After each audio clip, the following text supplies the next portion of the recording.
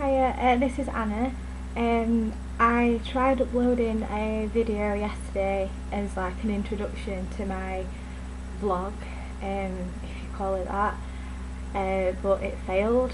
I don't know why, it was a corrupt file or something, so I'm just going to try again. Really it was just because I lost my job a month ago due to mental health related issues. My employer wanted a sick note from my doctor, and because I moved house in between my employment there, it took ages for me to get one in time. I just had my 6-month review basically, and even though they've been telling me that I did really well and stuff like that, they basically said that I failed on everything, but in the end I just decided to leave anyway. So here I am. I've been spending most of my time alone during the day, which has been quite difficult. Getting motivated and stuff's been quite difficult. So I'm just going to run through some things that I thought was quite useful to, get you out of bed and doing things and, achieving small goals to start off with, and then moving on to like bigger things.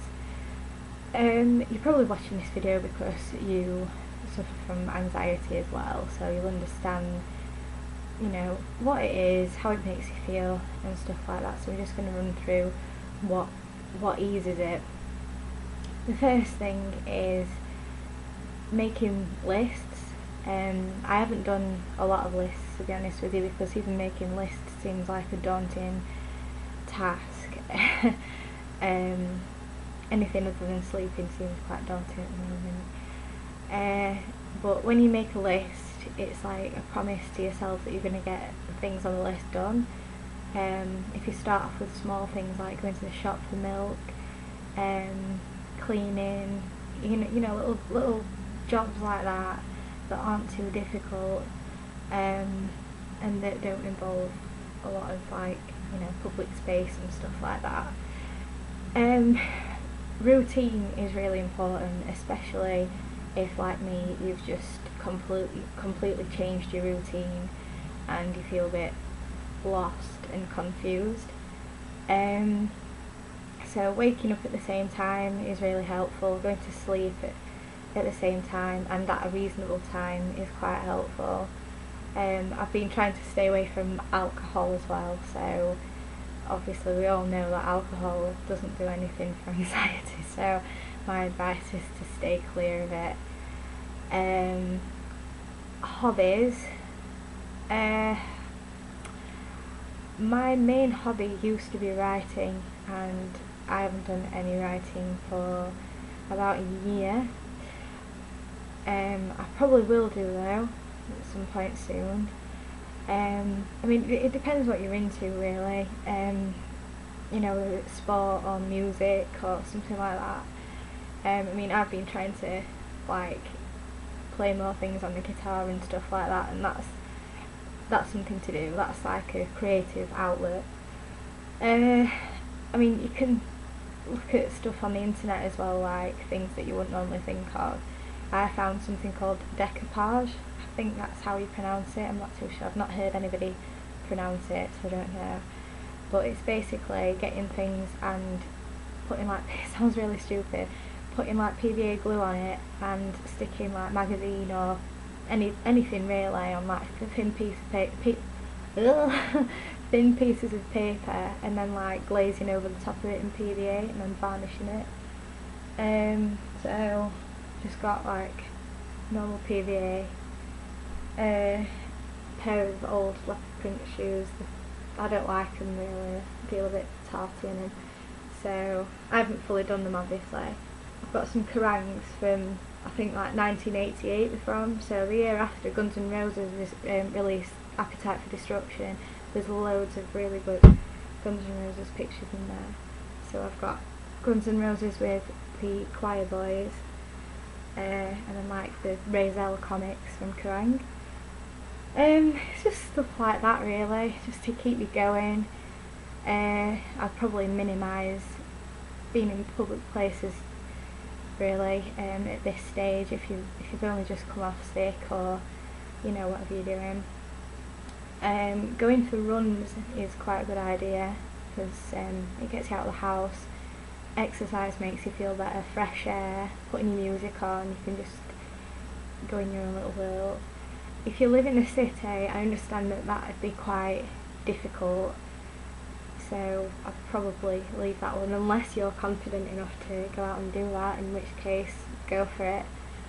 I live in like a village, and it's not very far away from the wood, so what I did is I took it upon myself to not put my earphones in. I know this sounds stupid, but not put my earphones in until I got to the wood, so I got used to the traffic noise and the loudness and the people and stuff like that.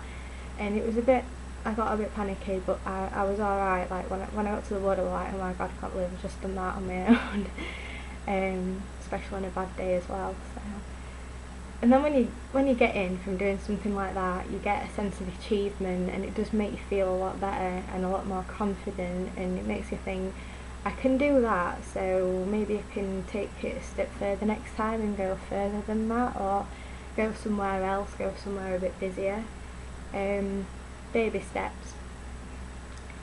So, speaking to old friends and family, when you've got a full-time job and you're busy and you suffer from anxiety, it is hard. I can't count how many times I've lied to my friends and lied to my family when I've not wanted to go out or do something with them. I'm doing something with my mum, or like I said in the other video, like making up elaborate things. excuses. So I've like bitten the bullet a bit and been meeting up with people that I wouldn't normally meet up with that much. So speaking to my family a lot more, I get on a lot better with my family now. There's all these positive things that you can do. You don't have to do loads and loads and loads and loads and loads, but just take it a little step at a time and see how you go. Confidence. I've been trying to exercise. I need to get on that a bit more, to be honest with you, but while I've got the time, I want it to get in shape a bit. I've been eating a lot better, not been drinking half as much, so that's done me good. Get enough sleep and stuff. I mean, it's hard when you're depressed because you always feel tired no matter how much sleep you get, and that could be construed by somebody that doesn't understand it as being lazy, but really you're just knackered. So it is hard to get up and do things when you've got no energy, but certainly getting enough sleep, it does do you good. So yeah, that's what I've been doing recently.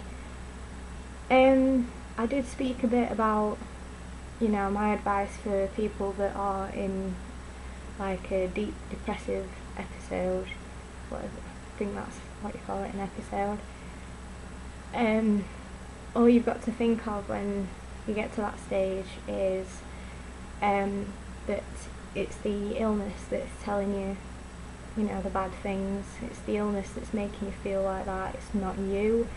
Don't listen to it. You're a lot better than the illness. And I mean, however long it lasts for you, it normally lasts for a week when I haven't. You've just got to wait till it's over, because you can't really get rid of it. So I mean, I'd like to know like your coping methods, like what you do to help in a situation like this. That'd be quite good. If you want me to like go over anything like in detail, then I will do in my next video. But yeah, like you can email me as well. Put my email address in the description box. But yeah, take care and bye.